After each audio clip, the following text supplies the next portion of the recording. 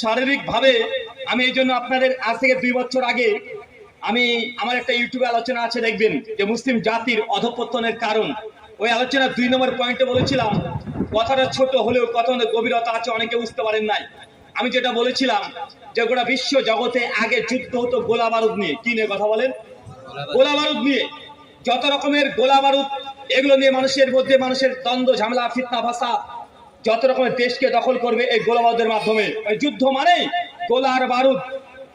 একটা ইহুদি পণ্ডিত, তার বই আছে জুইস উইজডম, 2য় খণ্ডে ডিটেল আলোচনা করেছেন।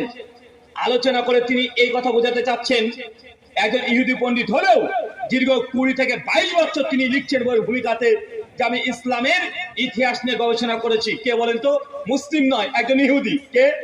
ইহুদি। হচ্ছে মুসলমানদের ইতিহাস নিয়ে গবেষণা করেছি। আর সেই গবেষণা হচ্ছে মুসলমানরা আল্লাহ নবী থেকে শুরু করে খোলাফায়ে রাশিদা পর্যন্ত, তারপরে প্রজন্ম আজ অব্দি যতগুলো মুসলমানরা যুদ্ধ করেছে, যুদ্ধের ইতিহাস নিয়ে, মানে অন্য কোনো ইতিহাস নয়।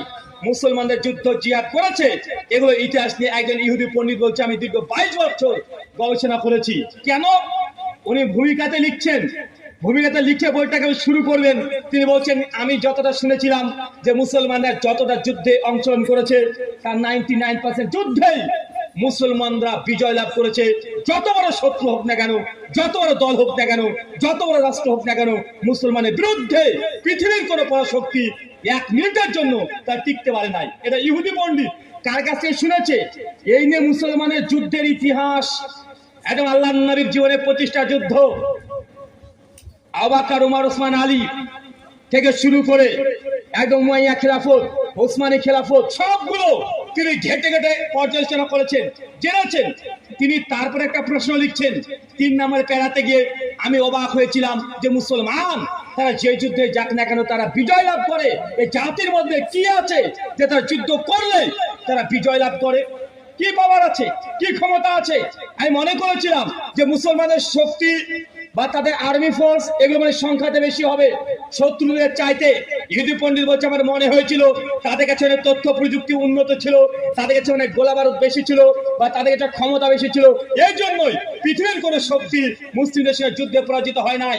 উনি 4 নম্বর প্যারাতে এসে তারপর লিখছেন, অতএব আমি যখন গোটা ইতিহাস ঘাটাঘাটি করলাম আমি অবাক হয়েছি। এই জাতির সম্পর্কে যে 4টে আমি ধারণা করেছিলাম যে তাদের আর্মি ফোর্স বেশি ছিল, অর্থাৎ তাদের ক্ষমতা পাওয়ার বেশি ছিল, অর্থাৎ তার সামরিক বাহিনী বেশি ছিল, অথচ মুসলমানদের কোনোদিনই তারা সংখ্যাগরিষ্ঠ ছিল না যুদ্ধে। কখনো তাদের অস্ত্র সজ্জায় সজ্জিত বেশি ছিল এমনটা